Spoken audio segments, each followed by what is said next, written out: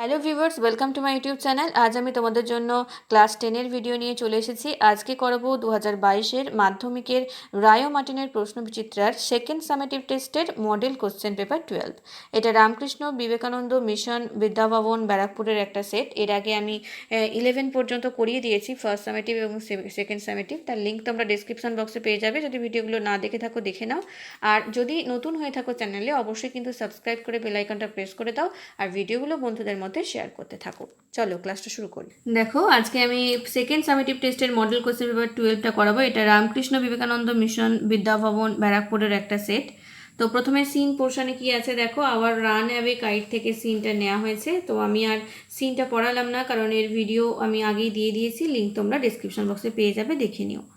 প্রথমে প্রশ্নতে রয়েছে multiple choice. Before reunion in the family we were. Reunion হওয়ার আগে ফ্যামিলিতে উই বলতে কতজনকে বোঝাতো? 4 মেম্বার্স, 3 মেম্বার্স, 6 মেম্বার্স না 8 মেম্বার্স? এটা হয়ে যাবে 3 মেম্বার, কারণ ন্যারেটার ক্লড আর তার বাবা, তাহলে 3 member, option 2। Claude's father was the custodian of the. কিসের দায়িত্বে ছিলেন ক্লডের বাবা? Big Half Moon Island, harbour of the island, lighthouse of the island না dockyard of the island? Lighthouse of the island, তাহলে এটা হয়ে যাবে অপশন 3। এরপরে দেখো কজ এফেক্ট আছে। এফেক্ট লেখা আছে যেটার প্রথমটার, narrator's family use to stay on the Big Half Moon Island. ন্যারেটারের ফ্যামিলি বিগ হাফ মুন লাইট হাউসের যে বিগ হাফ মুন যে আইল্যান্ড সেখানে থাকতো, তার কারণ হচ্ছে narrator's father was the keeper of the Big Half Moon lighthouse. Big Half Moon লাইট হাউসের কিপার হলেন ন্যারেটারের বাবা। ঠিক আছে, এরপর দেখো the season of as spring comes. যখনই স্প্রিং সিজন আসতো তখন কি হতো? Narrator's family went back to their own island. ন্যারেটারের ফ্যামিলি তখন তাদের যে নিজেদের আইল্যান্ড সেখানে আবার ফিরে যেত। এরপর একটা প্রশ্ন আছে দেখো, what is the funny part mentioned in the text. এই টেক্সটে ফানি পার্ট কি বলা হয়েছে, মজার অংশ কোনটা বলা হয়েছে? দেখো উত্তর হয়ে যাবে, the funny part mentioned in the text is that people of mainland always pitied Claude and the narrator when the time came for them to return to the island. যখন ক্লড আর ন্যারেটার তাদের আইল্যান্ডে ফিরে যাওয়ার সময় চলে আসতো, তখন তাদের প্রতি মেনল্যান্ডের যে বাসিন্দা তারা দুঃখ প্রকাশ করতো। এটাকেই এই অংশে মানে এই গল্পে ফানি পার্ট বলে বর্ণনা করা হয়েছে। এরপর আমরা পোয়েমের পোর্শনে চলে যাব। দেখো পোয়েমটা মাই ওন ট্রু ফ্যামিলি থেকে নেওয়া হয়েছে। প্রথম প্রশ্ন রয়েছে, when the oak trees are torn the poet does not. যখন ওক ট্রিকে কাটা হতো তখন পোয়েট কি করতো না? Stop the act, swear anything, open the eyes, blink an eye. এটা হয়ে যাবে option 4, blink an eye. The oak trees complain that. Oak tree complain করেছে কি? The old woman cackle, they are chop down, torn up, but the humans remain indifferent, they are not watered every, নাকি they are tied to stake? এটা হয়ে যাবে option 2, they are chop down, torn up, but the humans remains indifferent. এরপর দেখো true false রয়েছে। প্রথমে রয়েছে, what ever the poet sees on the oak fell he should plant 3। তাহলে যখনই প্ল্যান্ট ওক গাছকে কেটে ফেলা হবে তখন পোয়েটকে 3টে গাছ বসাতে হবে। এটা হয়ে যাবে ফলস, 3টে না 2টো। তাহলে এরপর কি আছে, unless the poet makes a promise he will die. এটা হয়ে যাবে ট্রু। তো বুঝতে পেরেছো, সিনটা কমপ্লিট হলো। এরপর দেখো আনসিন পোর্শনে চলে আসবো। Kolkata 28 July. Mahasweta Devi an eminent writer. Mahasweta Devi একজন প্রখ্যাত লেখিকা লেফট আস টুডে। আজকে আমাদের ছেড়ে চলে গেলেন। She was a social activist. তিনি একজন সমাজ সংস্কারকও ছিলেন। She was born on 14th January in 1926 in Dhaka, Bangladesh. বাংলাদেশের ঢাকাতে 1926 সালের 14ই জানুয়ারি তিনি জন্মগ্রহণ করেন। She was not only an author but also a political activist and diplomat. তিনি শুধুমাত্র লেখিকাই ছিলেন না, তিনি একজন পলিটিক্যাল অ্যাক্টিভিস্ট, রাজনৈতিক একজন ব্যক্তিত্বও ছিলেন এবং একজন কূটনৈতিকও ছিলেন। Her mother Dharitri Devi was a writer and social worker. তার মা ধরিত্রী দেবীও একজন লেখিকা ছিলেন এবং সোশ্যাল ওয়ার্কার ছিলেন। Her first schooling was in Dhaka. প্রথম স্কুল তার ঢাকাতেই হয়। Later she move to West Bengal. তারপরে তিনি পশ্চিমবঙ্গে আসেন। She completed BA honours in English from Visvabharati University, MA in English from Calcutta University. তিনি ইংলিশে অনার্স করেন বিশ্বভারতী ইউনিভার্সিটি থেকে এবং মাস্টার্স করেছিলেন ক্যালকাটা ইউনিভার্সিটি থেকে। She wrote over 100 novels। তিনি প্রায় 100-র বেশি নভেল লিখেছিলেন। And over 20 short stories. 20টার বেশি ছোট গল্প লিখেছেন। হার ফার্স্ট নভেল ওয়াজ ঝাঁসির রানী। তার প্রথম নভেলের নাম ঝাঁসির রানী। She taught at Bijoygarh college. তিনি বিজয়গড় কলেজে পড়াতেন। She served as the voice of the oppress. তিনি অপ্রেসদের ভয়েস হিসাবে কাজ করতেন, মানে সমাজে যারা দলিত সম্প্রদায় বা নিপীড়িত তাদের হয়ে তিনি অনেক কাজ করেছেন। She was the wife of Bijon Bhattacharya. Bijon Bhattacharya স্ত্রী ছিলেন তিনি। এ প্রলিফিক প্লেলাইট, তিনি ছিলেন বিখ্যাত একজন নাট্যকার, নাট্য ব্যক্তিত্ব। আর অরণ্যের অধিকার was on the life of Birsa Munda. তার লেখা অরণ্যের অধিকার হচ্ছে বিরসা মুন্ডার জীবনী নিয়ে। The setting of Hajar Churashir Ma is the naxalite movement. আর হাজার চুরাশির মায়ের যে সেটিংটা এটার, সেটা হচ্ছে নকশাল আন্দোলন। She led in the Nandigram agitation. নন্দীগ্রামে যে সমস্যা হয়েছিল সেখানে তিনি নেতৃত্ব দিয়েছিলেন। নবারুণ ভট্টাচার্য ওয়াজ আর সন। নবারুণ ভট্টাচার্য হলেন তার ছেলে। সি ওন সাহিত্য একাডেমি অ্যাওয়ার্ড 1979 সাহিত্য একাডেমি পেয়েছেন। পদ্মশ্রী 1986-এ, জ্ঞানপীঠ অ্যাওয়ার্ড 1996-এ, রামান ম্যাগসাই অ্যাওয়ার্ড হচ্ছে 1997-এ, আর Padma Bhushan 2006-এ। She died of multiple organ failure on 28 July 2016. 2016 সালের 28 জুলাই মাল্টিপল অর্গান ফেলিওরে তিনি মারা যান। On her death, Mamata Banerjee, chief minister of West Bengal set, তার মৃত্যুর পর চিফ মিনিস্টার ওয়েস্ট বেঙ্গলের যিনি মুখ্যমন্ত্রী মমতা ব্যানার্জি, তিনি বললেন, India has lost a great writer. Bharat একজন খুব বড় একটা লেখিকাকে হারালো। Bengal has lost A glorious mother. Bangla একটা মহিমান্বিত মাকে হারালো। I have lost A personal guide. আমি একজন আমার ব্যক্তিগত গাইডকে, পথপ্রদর্শককে হারালাম। মহস্বেতাদি রেস্ট ইন পেস। মহস্বেতাদির আত্মা শান্তি পাক। তাহলে এরপর দেখো প্রশ্নগুলো করে নেব আমরা। Mahasweta Devi was a singer, writer, cricketer না ব্যাংকার? মহাশ্বেতা দেবী ছিলেন একজন রাইটার, তাহলে option B. She won the Sahitya Akademi award in. Sahitya Akademi পুরস্কার কবে পেয়েছেন? 1978, 1975, 1971 আর 1979। 1979-এ, এটা ডি হয়ে যাবে। অরণ্যের অধিকার was on the life of. অরণ্যের অধিকার কিসে, কার লাইফের ওপর লেখা? তিতুমির, বিরসা মুন্ডা, দুদুমিয়া নাকি তাঁতিয়া টোপি? এটা হয়ে যাবে অপশন বি, বিরসা মুন্ডা। নবারুণ ভট্টাচার্য ওয়াজ আর। নবারুণ ভট্টাচার্য তার কে? হাজব্যান্ড, ফাদার, সন না গাইড? তার সন, তাহলে অপশন সি।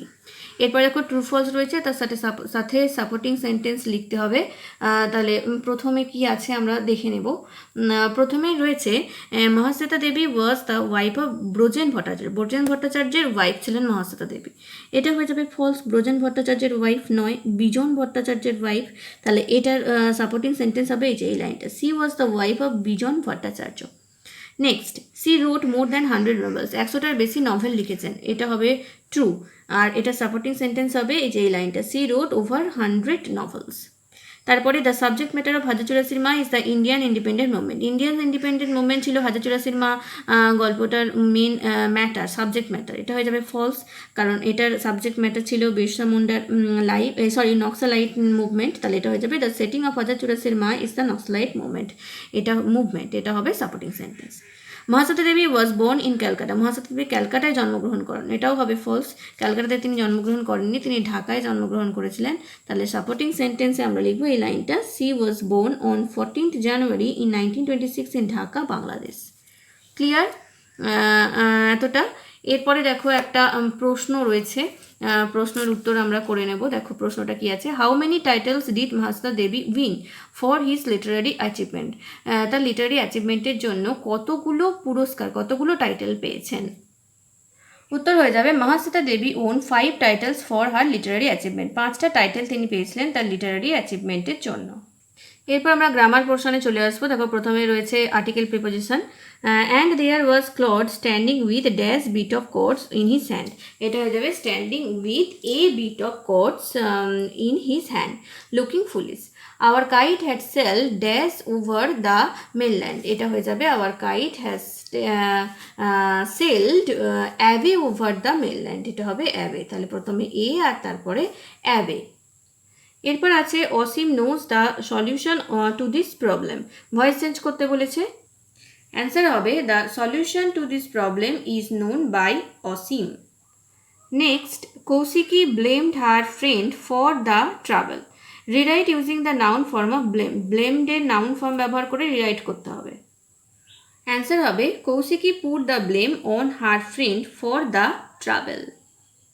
এরপর আছে ফ্রেজাল ভার্ব। দেখো প্রথমে আছে মেট, মেটটা হবে কেম অ্যাক্রস, আর তারপরে আছে রিজেক্টেড, রিজেক্টেড হয়ে যাবে turned down.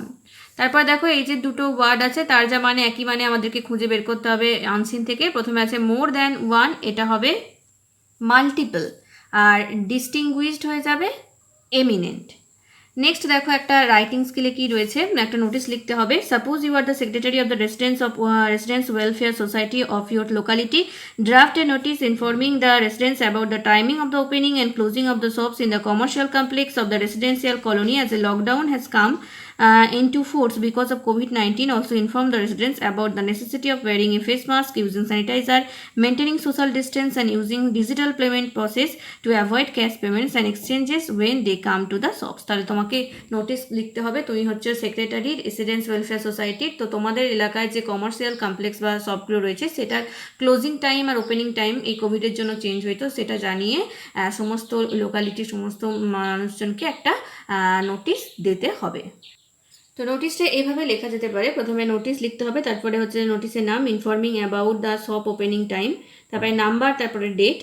All the residents of our locality are hereby notified about the timing of the opening and closing of the shops in the commercial complex of the residential colony as a lockdown has into force because of COVID-19। তাহলে COVID-19 ফলে যেহেতু lockdown হয়েছে সেই জন্য আমাদের এলাকার সমস্ত কলোনির বাসিন্দাদের জানানো হচ্ছে যে এখানে যে সমস্ত কমার্শিয়াল কমপ্লেক্সগুলো রয়েছে সেটার টাইম বেঁধে দেওয়া হয়েছে, কখন খুলবে কখন বন্ধ হবে। তো সেটাই এই নোটিশের মধ্যে দিয়ে আমরা সবাই লোকালিটির সমস্ত মানুষজনকে জানাচ্ছি।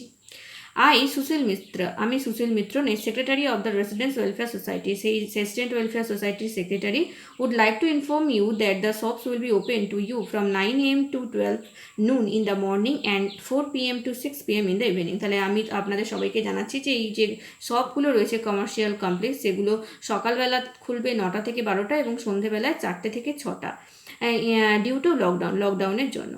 We know that we will suffer for a short time, আমরা জানি অল্প সময়ের জন্য আমাদেরকে অনেক সমস্যার সম্মুখীন হতে হবে, but we have to accept, কিন্তু এটা আমাদের মেনে নিতেই হবে। Please put your mask on your face and maintain social distance, অবশ্যই মাস্ক ব্যবহার করুন এবং সোশ্যাল ডিস্টেন্স মেনটেন করুন।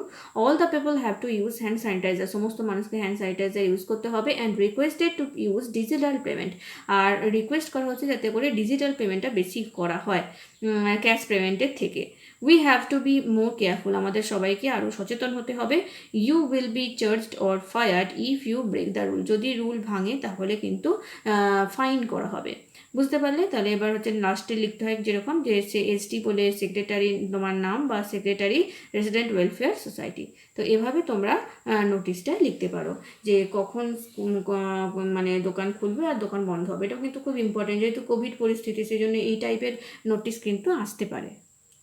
আজ তাহলে আমরা মডেল কোশ্চেন পেপার 12টা সলভ করলাম, এরপর পরেরগুলো করাবো। তোমরা অবশ্যই চ্যানেলটা ফলো করতে থাকো, ভিডিওগুলো ভালো লাগলে বন্ধুদের মধ্যে শেয়ার করো, আর নতুন ভিজিট করে থাকো যদি চ্যানেলে, তাহলে অবশ্যই সাবস্ক্রাইব করে বেল আইকনটা প্রেস করে দাও। Thank you.